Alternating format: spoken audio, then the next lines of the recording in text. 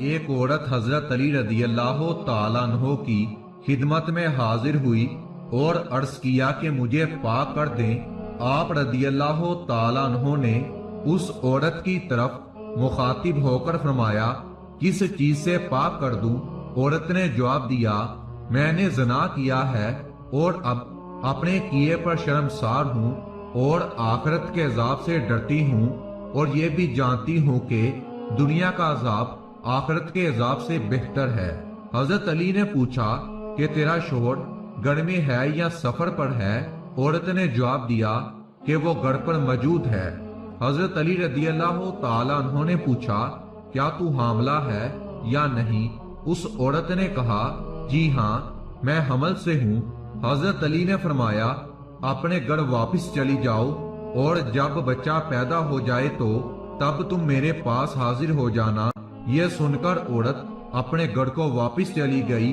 حضرت علی رضی اللہ تعالیٰ عنہ نے فرمایا کہ اے میرے پالنے والے، یہ پہلی شہادت ہے جو اس عورت نے اپنے خلاف دی ہے۔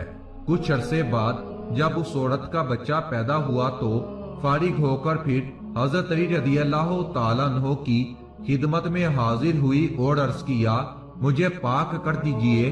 حضرت علی رضی اللہ تعالیٰ عنہ نے انجان ہو کر پوچھا کہ کس چیز سے پاک کر دوں؟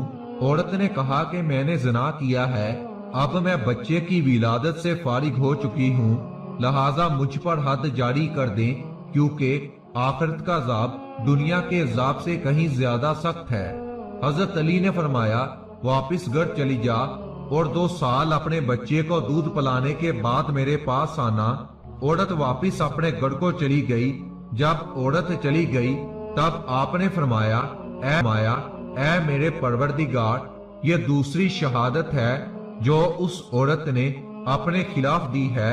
2 سال کے بعد عورت پھر آپ رضی اللہ تعالیٰ عنہ کی خدمت میں حاضر ہوئی اور اپنا مطالبہ دہرایا۔ آپ نے تیسری بار پھر انجان بن کر تمام سوالات کیے اور عورت نے ان سوالات کے وہی جواب دیے۔ حضرت علی رضی اللہ تعالیٰ عنہ نے فرمایا، جاؤ اور اس بچے کی پرورش کرو حتیٰ کہ وہ اس قابل ہو جائے کہ کوٹھے سے گر نہ پڑے۔ عورت روتی ہوئی واپس اپنے گھر چلی گئی۔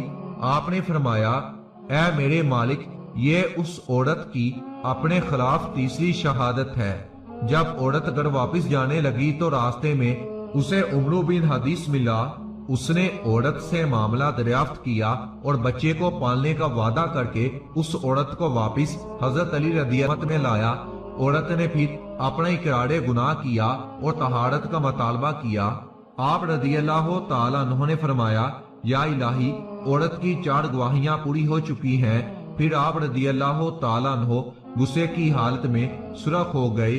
عمرو نے عرض کی کہ آپ میرے اس بچے کی کفالت پر ناراض ہیں۔ آپ نے فرمایا، میں نے اس عورت کو حد کی تکلیف سے بچنے کے لیے شرعی راہ بتائی تھی جو کہ تیری غلطی کی وجہ سے ختم ہو گئی، ورنہ خداوند کریم بعد مرنے کے اس عورت کو معاف کر دیتا۔ اس کے بعد حضرت علی رضی اللہ تعالیٰ عنہ منبر پر تشریف لائے اور اپنے غلام قمبر سے کہا کہ اذان دو۔ تمام اہل شہر اذان سنتے ہی مسجد میں آ گئے۔ آپ نے فرمایا کہ اللہ اور رسول کی حمد و ثنا کے بعد میں یہ اعلان کرتا ہوں کہ میں کل صبح کوفہ کے میدان میں ایک عورت پر حد جاری کرنا چاہتا ہوں کہ اگر تمام لوگ ہاتھوں میں پتھر لے کر جمع ہو جائیں، لیکن اس بات کا خیال رکھیں کہ ہر شخص کا چہرہ کپڑے سے چھپا ہوا ہو تاکہ کوئی ایک دوسرے کو پہچان نہ سکے۔ یہ فرما کر آپ رضی اللہ تعالیٰ عنہ منبر سے نیچے اتر آئے۔ روایت ہے کہ اگلے دن شہر کے تمام لوگ چہرہ چھپائے اور چادروں میں پتھر لے کر میدان میں جمع ہو گئے۔ کچھ دیر بعد حضرت علی رضی اللہ تعالیٰ عنہ بھی تشریف لے آئے۔ پھر آپ رضی اللہ تعالیٰ عنہ نے حکم دیا کہ ایک گڑھا کھودا جائے اور اس گڑھے میں عورت کو کمر تک دفن کر دیا جائے اور باقی حصہ باہر رہنے دیا جائے۔ اس کے بعد آپ رضی اللہ تعالیٰ عنہ نے فرمایا کہ اے لوگو، اللہ نے اپنے نبی صلی اللہ علیہ وآلہ وسلم سے یہ عہد لیا تھا کہ کوئی ایسا آدمی جس کی گردن پر خود کوئی حد ہو تو وہ کسی دوسرے پر حد جاری نہیں کر سکتا، بس ایسا کوئی آدمی اس عورت کو پتھر نہ مارے جس کی اپنی گردن پر کوئی حد ہو۔ یہ سنتے ہی تمام افراد واپس چلے گئے اور خاندان رسول صلی اللہ علیہ وآلہ وسلم کے 3 افراد جن میں حضرت علی رضی اللہ تعالیٰ عنہ اور آپ کے 2 بیٹے شامل تھے، میدان میں رہ گئے اور انہوں نے ہی حد جاری کی۔